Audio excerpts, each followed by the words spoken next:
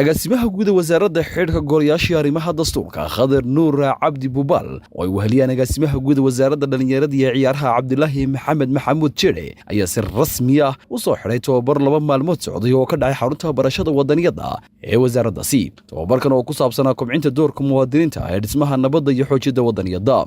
Ugu horeyn waxaa madashaasi ka hadlay agaasimaha xarunta barashada wadaniyada Mudane Cabdirasaaq Yuusuf Jaamac Daraakil isagoo faahfaahin ka bixiyay ujeedada tababarkani iyo casharadii muhiimka ah. isagoo sheegay in tababarku yahay mid ka mid ah dadaalada lagu horumarinayo wacyiga dhalinyarada. barnaamijkeennu wuxuu ku saabsanaa doorka guud ahaan muwaadiniintu ay ku leeyihiin dhismaha nabadda iyo wadaniyada. runtii si qurux badan oo qiimo badan baan marxaati ahay in ay dhalinyaradaasi xagga waqtiga iyo xagga dhageysiga iyo xagga falcelintaba ay si fiican uga qayb qaateen. Cabdikariin Maxamed Mustafa oo ah khabiirka tababarkan bixinayay ee ka warbixiyay casharada la gudbiyay iyo sida dhalinyaradu ay u muujiyeen fahamka iyo firfircooni iyo ka go'aanshaha ku saabsan doorka nabad dhiska iyo kobaca dawladnimo.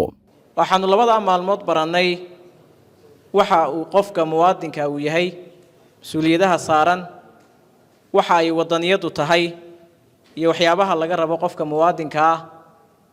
waxa kale oo baranay nabadda iyo nabad dhiska.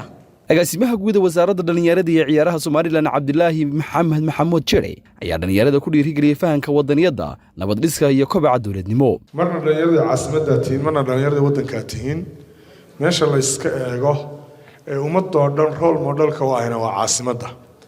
wadan kasta sida ay caasimadiisu tahay ee dadkeedu yihiin buu isaguna noqdaa. alxamdulillaah rabbil caalamiin maanta dhalinyarada sharafta badan nabadgelyada iyo nimcada isugu timi waxa weeye dad badan oo inala mid ah ama ummad badan oo islaamka iyo ummadda Soomaaliyeed laga yaabo inaysan haysan inaan maanta isugu timaado idinko baranaya doorka dhalinyarada ee nabadda iyo wadaniyada. agaasimaha guud ee wasaaradda xidhiidhka golayaasha arrimaha dastuurka ayaa ka hadlay kobcinta fahamka muwaadiniinta isagoo xusay muhiimadda ay leedahay in bulshadu si buuxda ay u fahanto waajibaadka muwaadinimo. gabagabadii agaasimaha guud ayaa shahaadooyin guddoonsiye dhalinyarada ka qayb qaadanaysay tababarkani oo loo soo gabagabeeyey. سعد أحمد عيدي تلفزيون كقرنك مقالة هرقيسة. runtii waa farxad labaad bay tahay inaan goobjoog ka ahaado gunaanadka iyo gabagabada tababarkan labada cisho soo socday oo runtii aan u arko inuu yahay tababar muhiimad weyn leh sii socoshadiisa iyo ballaarintiisuna tahay shaqo inoo wada taalla intii qaadatay iyo intii qabatayba oo muhiimad weyn dhalinyarta iyo runtii dalkaba u leh. wasaaradda ahaan aanu diyaar u nahay.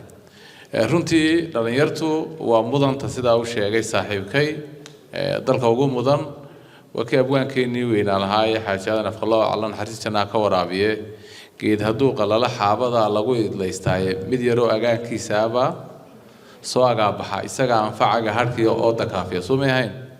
dhalinyaro ogaada hawl badan baa idin taalla dalkan aad joogtaan nabadda quruxda badan leh iskamu iman in inaga inaga mid ah laga yaabo inay naga daayirihiin ama naga daawo yihiin baa nimba tacab ku lahaa.